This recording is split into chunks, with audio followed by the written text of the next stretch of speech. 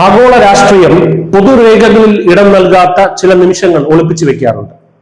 ദക്ഷിണേഷ്യൻ രാഷ്ട്രീയത്തിലെ ഏറ്റവും പ്രക്ഷുബ്ധമായ പലായനങ്ങളിൽ ഒന്നായ ബംഗ്ലാദേശ് മുൻ പ്രധാനമന്ത്രി ഷെയ്ഖ് ഹസീനയുടെ ഇന്ത്യയിലേക്കുള്ള വരവ് തന്നെയാണ് ഇപ്പോൾ വീണ്ടും വിവാദമായിരിക്കുന്നത്. പലായനത്തിന് തൊട്ടു മുമ്പ് പ്രധാനമന്ത്രി നരേന്ദ്രമോദിയുമായി നടത്തിയ സംഭാഷണങ്ങളെ കുറിച്ചാണ് ഹസീന പരസ്യമായി പ്രതികരിക്കാൻ വിസമ്മതിച്ചത്. നിലവിൽ ഇന്ത്യയുടെ സംരക്ഷണത്തിൽ കഴിയുന്ന ഷെയ്ഖ് ഹസീന ധാക്കയിൽ നിന്ന് പലായനം ചെയ്യുന്നതിന് തൊട്ട് മുമ്പുള്ള അവസാന നിമിഷങ്ങളെക്കുറിച്ച് സംസാരിക്കാൻ തയ്യാറായി. എന്നാൽ പ്രധാനമന്ത്രി മോദിയുമായുള്ള അവസാന സ്വകാര്യ സംഭാഷണങ്ങളുടെ ഉള്ളടക്കം എന്തായിരുന്നുവെന്ന് വെളിപ്പെടുത്താൻ അവർ വിസമ്മതിച്ചു. സ്വകാര്യ സംഭാഷണങ്ങളെക്കുറിച്ച് താൻ സംസാരിക്കില്ല എന്ന് വ്യക്തമാക്കിയെങ്കിലും തനിക്ക് പിന്തുണ നൽകിയതിന് മോദിയോടും ഇന്ത്യൻ ജനതയോടുമുള്ള അഗാധമായ നന്ദി അവർ അറിയിച്ചു. കഴിഞ്ഞ ഓഗസ്റ്റിലാണ് ശക്തമായ ജനകീയ പ്രക്ഷോഭത്തെ തുടർന്ന് ഹസീനയുടെ തിരഞ്ഞെടുക്കപ്പെട്ട സർക്കാരിന് അധികാരം നഷ്ടമായതും അവർ ഇന്ത്യയിലേക്ക് പലായനം ചെയ്തതും.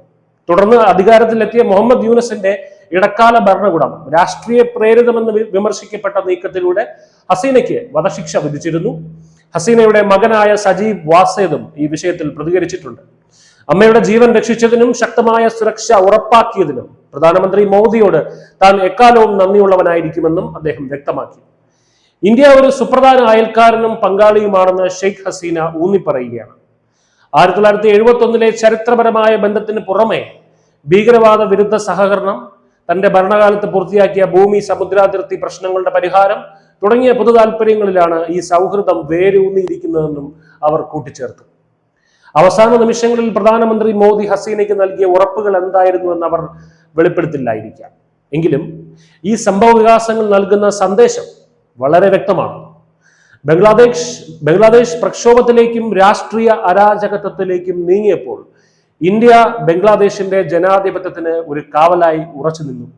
അഥവാ ബംഗ്ലാദേശിൽ ജനാധിപത്യം പുലരുക എന്നത് ഇന്ത്യയുടെയും ഇന്ത്യ ഭരിക്കുന്ന മോദി സർക്കാരിന്റെയും കൂടെ ആവശ്യമാണ് എന്നുള്ളതാണ്.